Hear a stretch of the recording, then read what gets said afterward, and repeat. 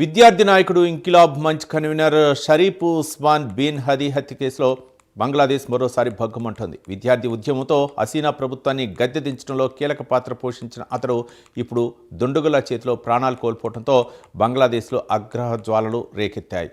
రోడ్డెక్కడంతో పరిస్థితి హింసాత్మకంగా మారింది. దాడులు ప్రతిదాడులతో బంగ్లాదేశ్ అట్టుడుకుతోంది.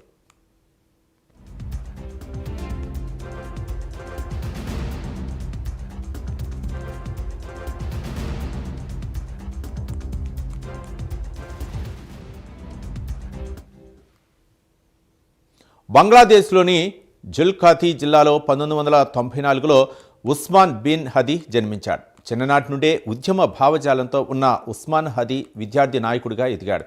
గత ఏడాది జూలైలో అవామీ లీగ్ నేత ఆనాటి ప్రధాని షేక్ హసీనాకు వ్యతిరేకంగా జరిగిన తిరుగుబాటులో కీలక పాత్ర పోషించాడు.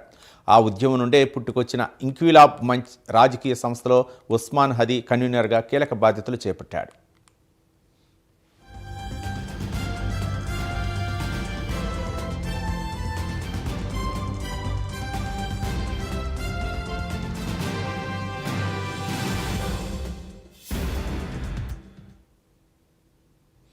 గతేడాది విద్యార్థుల తిరుగుబాటులో కీలకంగా వ్యవహరించినప్పటికీ తాత్కాలిక ప్రధాని యూనస్ నేతృత్వంలో ఇంక్విలాబ్ మంచ్ను రాజకీయ పార్టీగా గుర్తించలేదు.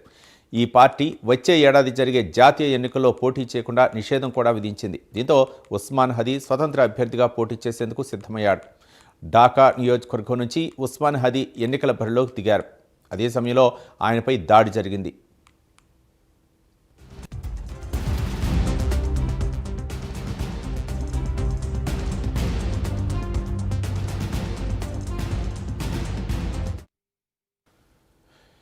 డిసెంబర్ 12వ తేదీన ఢాకాలోని బిజోయ్ నగర్ ప్రాంతంలో ఎన్నికల ప్రచారంలో ఉన్న హదీపై గుర్తు తెలియని వ్యక్తులు కాల్పులు జరిపారు. తీవ్ర గాయాల పాలైన అతన్ని ముందుగా ఢాకాలోని ఆసుపత్రికి తరలించారు.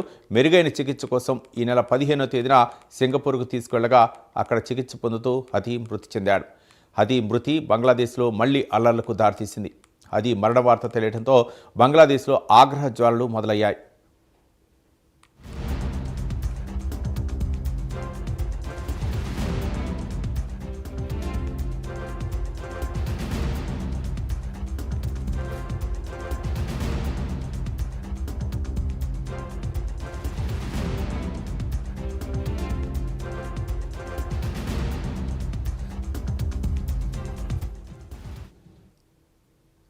ఢాకా యూనివర్సిటీ విద్యార్థులు ఇంక్విలాబ్ మంచ్ కార్యకర్తలు పెద్ద ఎత్తున ఆందోళన చేపట్టారు. భారత్ అవామీ లీగ్ పార్టీకి వ్యతిరేకంగా నినాదాలు చేశారు.